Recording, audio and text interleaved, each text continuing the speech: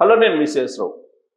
ఉద్యోగులు వారానికి కనీసం 70 గంటలు లేదా 80 గంటలు పని చేయాలి అనేది ఇప్పుడు ఇన్ఫోసిస్ వ్యవస్థాపక చైర్మన్ ఆయన నారాయణమూర్తి గారు, అలాగే ఎల్ఎన్టీ ఎండి సుబ్రహ్మణ్యం, వీళ్ళిద్దరూ వ్యక్తం చేస్తూ ఉన్నారు.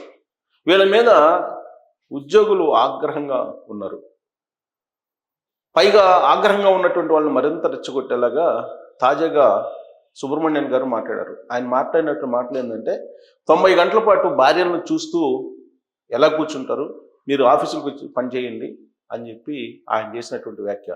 దీంతో ఆయన భార్యలని అవమానపరుస్తున్నారా, లేదంటే పని గంటలు పెంచాలి అనేటువంటి ఆలోచన ఆయన వ్యాఖ్యల్లో ఉందా అనేటువంటి ఒక చర్చ కార్పొరేట్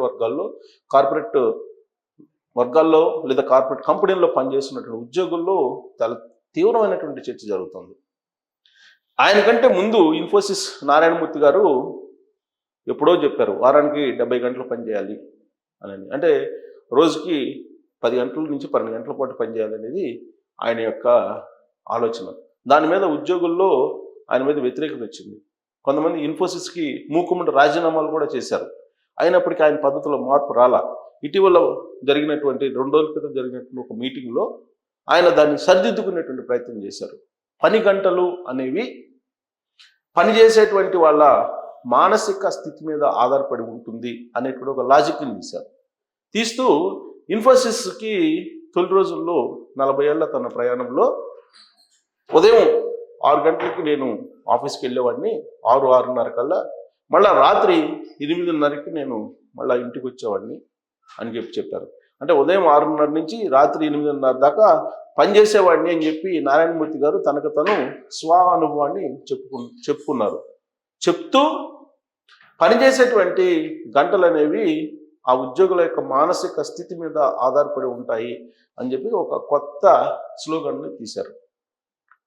ఇంట్లో భార్యలని చూస్తూ ఎంతసేపు కూర్చుంటారు అనేటువంటి వ్యాఖ్యలు సుబ్రహ్మణ్యం చేస్తే, మానసిక స్థితి మీద ఆధారపడి ఉంటుంది పని గంటలు అని చెప్పి నారాయణమూర్తి గారు చిన్న లాజిక్ తీస్తూ తన స్వానుభవాన్ని చెప్పారు. అంటే మానసిక స్థితి స్ట్రాంగ్గా ఉన్నటువంటి వాళ్ళు 12 గంటలు, 13 గంటలు, 14 గంటలు పనిచేస్తారని చెప్పి ఆయన ఉద్దేశం. బహుశా అయితే అయి ఉండొచ్చు. చంద్రబాబు గారు కూడా నేను 18 గంటలు పనిచేస్తాను, మీరు కూడా 18 గంటలు పనిచేయమని చెప్పి ఆయన 2004కు ముందు ఉద్యోగులకు చెప్పేవాళ్ళు. అందుకే ఉద్యోగులు విసుగు చెంది 2004 ఎన్నికల్లో చంద్రబాబు గారిని ఘోరంగా ఓడించారు. లేదంటే ఆయన చేసినటువంటి తప్పేం లేదు. ఆయన విజన్ తయారు చేసి ఆ విజన్ ప్రకారం ఆంధ్రప్రదేశ్ని అభివృద్ధి చేయాలనేటువంటి ఒక తాపత్రయం ఆయనలో కనిపించేది అప్పట్లో. ఆయనలాగే అందరు కష్టపడాలి, 18 గంటలు కష్టపడాలి, 18 గంటలు కష్టపడితేనే అభివృద్ధి చెందుతుంది, మరో సింగపూర్ కావాలి ఆంధ్రప్రదేశ్ అని చెప్పి అప్పట్లో ఉమ్మడి ఆంధ్రప్రదేశ్ని సింగపూర్ లాగా ఊహించుకున్నారు. ఆయన ఊహించుకొని యంత్రాంగాన్ని కూడా ఆయనతోటి నడపాలనే ప్రయత్నం చేశారు. కరెక్ట్గా అక్కడే బూమ్రాంగ్ అయింది.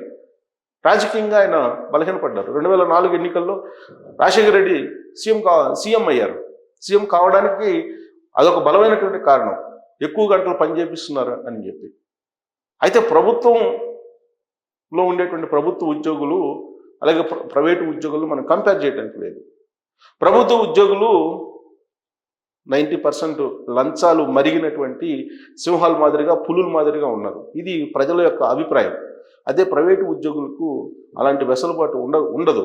ఒకవేళ ఎవరైనా సరే అలాంటి అవినీతి కార్యక్రమాలు, అక్రమాలకు పాల్పడితే ఇమీడియట్గా టెర్మినేషన్ ఉంటుంది ప్రైవేట్లో. అదే ప్రభుత్వంలో అయితే సస్పెన్షన్ ఉంటుంది. మళ్ళీ సస్పెన్షన్ తర్వాత కోర్టుకి వెళ్తారు. ఆ తర్వాత కోర్టులు డిలే చేస్తాయి. ఈలోపు ఎవరైనా ప్రభుత్వంలో కనుక మారితే కనుక ఆ ప్రభుత్వంతో అంటగలిగే వాళ్ళు మళ్ళీ అది సస్పెన్షన్ రివోక్ చేసుకుని మళ్ళీ జాయిన్ అవుతారు. ఇవన్నీ కూడా చూస్తూ ఉన్నాం. సో ప్రభుత్వ ఉద్యోగులకి ఉద్యోగ రక్షణ ఎక్కువగా ఉంటుంది. అదే ప్రైవేటు ఉద్యోగులకి ఉద్యోగ రక్షణ అనేది ఉండదు. ఎప్పుడు ఉద్యోగం ఊడిపోతుందో తెలియనటువంటి పరిస్థితి. అసలు ఇప్పుడున్నటువంటి రోజుల్లో కార్మిక చట్టాలు అనేది అక్కడ అసలు కనిపించట్లేదు ఎక్కడ కూడా. ఐటీ, ఇన్ఫర్మేషన్ టెక్నాలజీ, ఆ రంగం అనేది అసలు కార్మిక చట్టాలకి అనుగుణంగా పనిచేస్తుందా లేదా అనే దాని మీద చాలా కాలంగా చర్చ జరుగుతుంది. కార్మిక చట్టాలకు భిన్నంగా అక్కడ పనివేళలు ఉన్నాయి. అలాగే రాత్రి వేళల్లో మహిళల చేత పనిచేయిస్తున్నారు. ఇవన్నీ చాలా ఉన్నాయి. అందుకే కార్మిక చట్టాలు వాటిని తెలుసుకునేటువంటి ప్రయత్నం కూడా ఇప్పుడున్నటువంటి ఉద్యోగులు చేయకపోగా ఈ కార్మిక చట్టాల కోసం, కార్మిక చట్టాల అమలు కోసం పోరాడేటువంటి కమ్యూనిస్ట్ పార్టీలు కూడా ఇప్పుడు పెద్దగా వాటి గురించి పట్టించుకోవట్లేదు. నిజంగా పట్టించుకుంటే కనుక ఇప్పుడు ఎల్ఎన్టీ ఎండి సుబ్రహ్మణ్యన్ గారు అన్నటువంటి వ్యాఖ్యల మీద కానీ, లేదా ఇన్ఫోసిస్ నారాయణమూర్తి గారు అన్నటువంటి వ్యాఖ్యల మీద కానీ ఈ పార్టీకి ఉద్యమాలు రావాలి. కానీ ఎక్కడ ఉద్యమాలు అయితే రాలేదు. కాకపోతే మూకుమ్మడిగా ఇన్ఫోసిస్కి రాజీనామా చేసినటువంటి ఉద్యోగులు అయితే ఉన్నారు.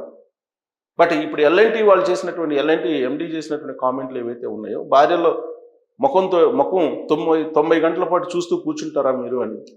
అంటే ఇంట్లో ఉండేది 90 గంటల పాటు భార్య ముఖం చాలు చూడటానికేనా? కాదు కదా.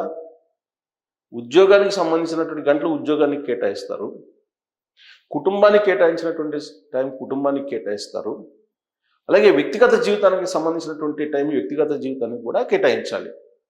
ఇట సమతుల్యం పాటించాలి లైఫ్లో. ఒక యజమాని, ఇన్ఫోసిస్ యజమాని నారాయణమూర్తి గారు, అలాగే ఎల్ఎన్టీ ఎండి ఆయన మేనేజ్మెంట్లో ఉన్నారు. వాళ్ళకు వచ్చేటువంటి ప్యాకేజీ, ఉద్యోగులకి మామూలు వాళ్ళకి వచ్చేటువంటి ప్యాకేజీ రెండు కంపేర్ చేస్తే, మరి వాళ్ళు 14 గంటలు పనిచేశారు కదా అని చెప్పేసి ఉద్యోగుల చేత కూడా 14 గంటలు పనిచేద్దామని చెప్పి ఆలోచన చేసేటువంటి వాళ్ళు, మరి వాళ్ళకు ఉండేటువంటి శాలరీ, ఉద్యోగులకు వచ్చేటువంటి శాలరీని కంపేర్ చేస్తే వ్యత్యాసం ఎంత ఉంటుంది? వ్యత్యాసం ఉండకూడదని చెప్పి అంటలా నేను, స్కిల్ని బట్టి శాలరీ ఉంటుంది.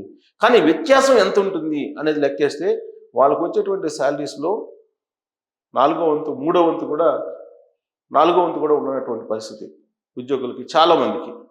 మరి వాళ్ళు యాజమాన్య స్థానంలో ఉండి ఇన్ని గంటలు పనిచేయాలి అని చెప్పి ఇన్సిస్ట్ చేస్తున్నారంటే కార్మిక చట్టాలు ఏం చేస్తున్నాయి? ఆ కార్మిక చట్టాలను అమలు చేయాల్సినటువంటి ప్రభుత్వాలు ఏం చేస్తున్నాయి? కంపెనీలు ఏం చేస్తున్నాయి? కంపెనీ చట్టాలు ఏం చేస్తున్నాయి? కంపెనీకి కొన్ని చట్టాలు ఉంటాయి, అలాగే కార్మికులకు కొన్ని చట్టాలు ఉంటాయి. మరి ఈ చట్టాలను అమలు చేయాల్సినటువంటి యంత్రాంగం ఏం చేస్తుంది? వాళ్ళు ఇష్టానుసారంగా మాట్లాడుతూ ఉంటే, ఇప్పుడు రాబోయేటువంటి రోజుల్లో వాళ్ళు ఏదైతే వ్యాఖ్యానించారో ఆ వ్యాఖ్యల్ని అన్ని కంపెనీలు కనుక అమలు చేస్తే ఇక కుటుంబ సమతుల్యం లేదంటే కుటుంబానికి కేటాయించే టైం 0, ఏమీ ఉండదు. మొత్తం ఆఫీస్ టైమే సరిపోతుంది. ఎందుకంటే ఆఫీస్ నుంచి ఇంటికి పోవాలన్నా, ఇంటి నుంచి ఆఫీసు రావాలన్నా కనీసం 4 to 5 అవర్స్ పడుతుంది ట్రాఫిక్లో. మరి అక్కడ పని గంటలు 13 గంటలు చేస్తే 13 + 4 17 గంటలు. 17 గంటలు పోతే నిద్రపోవడానికి, మిగతా వ్యక్తిగతంగా కాలకృత్యాలు తీసుకోవడానికి సరిపోతుంది టైం. ఇక అసలు ఫ్యామిలీకి 0. అంటే వాళ్ళు చెప్పేది, కంపెనీ ఓనర్ ఎప్పుడైనా సరే ఆ కంపెనీ కోసమే పనిచేస్తాడు, దాంట్లో వచ్చిన ప్రాఫిట్స్ ఆయనే తీసుకుంటారు. బట్ ఉద్యోగులకు అలా కాదు కదా. మరి వాళ్ళు పనిచేస్తున్నారు కదా అని చెప్పేసి ఇప్పుడు ఇన్ఫోసిస్ నారాయణమూర్తి గారు తాను ఉదయం 6:30కు పోయి నైట్ మళ్ళీ 8:30కి ఇంటికి వచ్చేవాడని చెప్తున్నారు. అలాగే పనిచేస్తే ఉద్యోగుల కుటుంబ సభ్యుల పరిస్థితి ఏంటి, ఉద్యోగుల కుటుంబాలు ఏంటి, వీటన్నిటిని ఆలోచించకుండా వీళ్ళు చట్టాన్ని ధిక్కరిస్తున్నటువంటి క్రమంలో సాఫ్ట్వేర్కి, ఇన్ఫర్మేషన్ రంగానికి, ఇన్ఫర్మేషన్ టెక్నాలజీ రంగానికి, ఐటీ రంగానికి అసలు కార్మిక చట్టాలు వర్తించవా? కంపెనీ చట్టాలు వర్తించవా? ఒకవేళ కనుక వర్తిస్తే మరి ఇలాంటి వ్యాఖ్యలు చేసినటువంటి వీళ్ళిద్దరిని ఏమనాలి?